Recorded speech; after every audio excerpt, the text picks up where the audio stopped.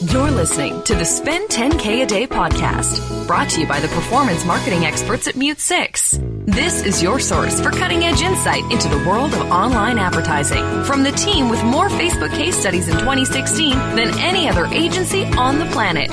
Here are your hosts, Steve Wise and Stuart Anderson.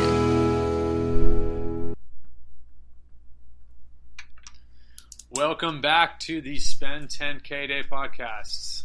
I am Stuart Anderson, with me, my good friend, Steve Weiss. Today we're talking about something that everybody wants to know a little bit more about. It's automated rules that were released by Facebook a few months ago. So yeah, automated rules are kind of a game changer as far as like automating your campaigns to get the most out of them. A lot of people are running multiple ad sets, multiple campaigns, and instead of having to go in every single day and adjust budgets and adjust spend, now you can create automated rules around your conversion objectives. So, for instance, let's say you're an e-commerce site and you're selling hats. Well, your CPA goal might be $13. Yeah. So now you can actually run campaigns with an automated rule saying that if my CPA goes over $13 in this specific ad set, it will automatically pause it. Yeah, I've been intrigued by this ever since they announced it, and then when they finally released it in beta. This is one of those features that, especially for like performance marketers like us, people that are doing stuff on Facebook, we're doing stuff on AdWords. Like this is one of those features that AdWords has had for a while. Yeah. That people are like, all right, Facebook, like when are you coming out with this? It really makes a whole lot of sense for the platform. They finally have it out. So I mean, Steve, now that it's been out for a little while and we've had a chance to kind of poke around, what do you think so far? How much does Facebook have to do really to get it up to complete parity with what Google has available? I think it's all about the strategy behind how to leverage automated rules. Of course, yeah. Number one, you don't want to leverage automated rules on new campaigns that you're just testing. You want to leverage them to scale current campaigns that are already working. So, for instance, if your goal is you want to grow, you have a profitable CPA, and you want to spend $5,000, $10,000 a day in that specific ad set or over 5 ad sets, and you want to automatically pause once you hit a specific CPA goal where that's unprofitable, that's the best way to leverage automated rules, in my opinion.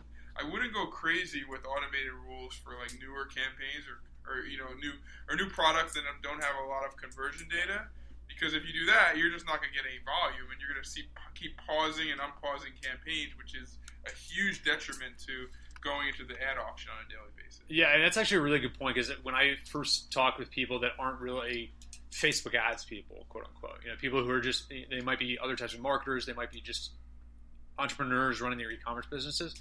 When I first tell them about this, they're always like, oh, I can like automate all my campaigns. I'm like, well, no, you don't want to do that. Obviously, like you want to actually, first figure out where the usual barriers are. Early on in campaigns, there's going to be a lot of fluctuation. You need to wait for data to come in and optimize it. This is a really, really good point that you only really want to use the automated rules when you have some history there, when you know what's going on. Yeah, automated rules are mainly to scale. I'm just going to say that, like, automated rules are a tool in your toolkit to scale what you're currently doing at profitable CPAs. Obviously, when you're trying to scale campaigns on Facebook, the biggest issue is that if you don't have a real good scaling strategy, you're going to try and scale campaigns, you're going to overdo your CPA goal. So the key is to maximize the efficiency out of your most profitable audiences. Yeah. And I think the way you maximize efficiency out of your most profitable audiences, you use automated rules very gingerly. And another thing to remember about automated rules is that you don't want to keep pausing and unpausing ads in the platform. Really bad idea. It takes, as you guys know from running Facebook ads, it takes time to light these fires back up and get traction inside the marketplace. So, you don't really want to like stop it and start it. So I always say, use it little by little. Have it on 1 or 2 ad sets that could scale, and even put your automated rules maybe a little bit higher than your CPA goal. Because your automated rules should be around a CPA goal that's like just totally I don't want to touch. I can't be a $25 CPA, but put it around a reasonable place, because if you put it exactly at your goal, you're going to keep having to pause and turn back on campaigns, which is going to actually hurt your campaigns more than anything else. Yeah, a campaign, especially as it's kind of like getting on in terms of its lifetime. It might start creeping up towards that CPM limit you hit, but you want to give it a little bit of area fluctuation. So it might, sometimes it might go a little bit above, then go down a little bit low. As long as it's averaging out, you just want to make sure you give it a little bit of wiggle room there. Yeah, and this goes back to a bigger point, which I always love discussing with people, and is don't over-optimize your campaigns. Yeah. Over-optimization is one of the tragic flaws, I think, of a lot of marketers.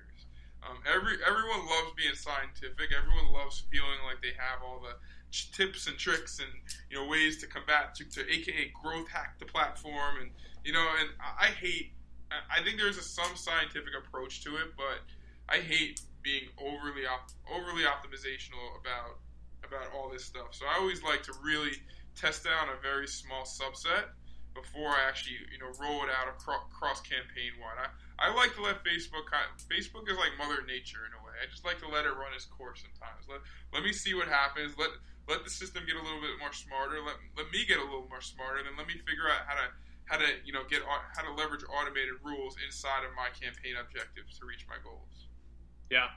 So where do you think there's a lot of different settings you can set. There's different things that you can configure in terms of automated rules. Different components of the ad that you can configure. Like, what do you think are what are the first kind of things that you would do with automated rules? If you got a bunch of campaigns that are scaling, they're spending a lot of money, they got some decent history.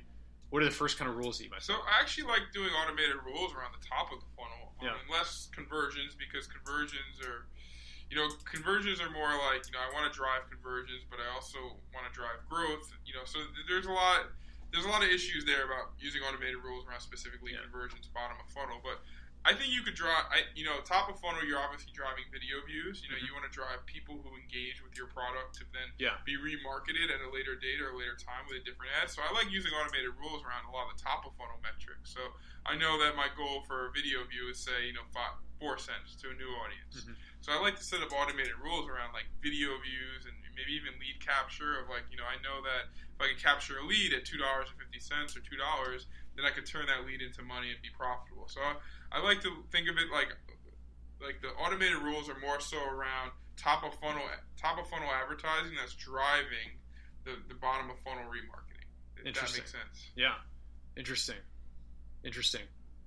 Well, do you have anything else you want to share about automated rules? Well, just so you guys are aware, you can use automated rules for nearly any type of conversion objective: mobile app installs, video views, CPA, any type of cost per sale, cost per add to carts. Facebook has made it very simple to add automated rules to almost everything, and I think you could add up to. I wouldn't add multiple automated rules. It's another thing.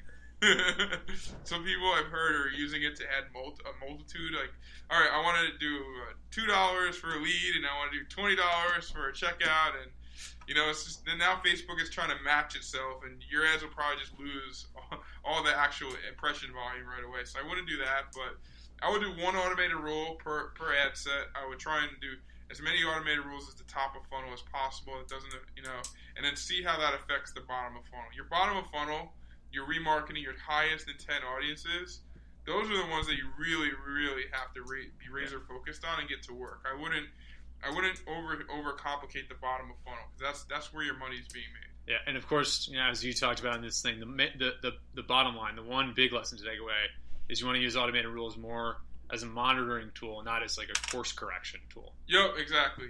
You want to use that to monitor your campaigns. You don't want to use that as for any other reason. And just Facebook's going to be coming out with a lot of new tools, specifically around international traffic over the next 6 months, I forecast. So I would say that just keep focused on Facebook's ads blog.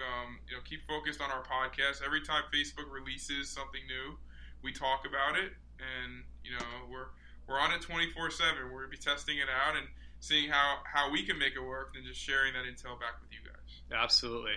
Well, yeah, this has been another hopefully very informative episode of the Spend 10K a Day podcast. I am Stuart Anderson, and joining me today was, of course, my friend Steve Weiss. We'll see you next time. Yep, take care. Bye.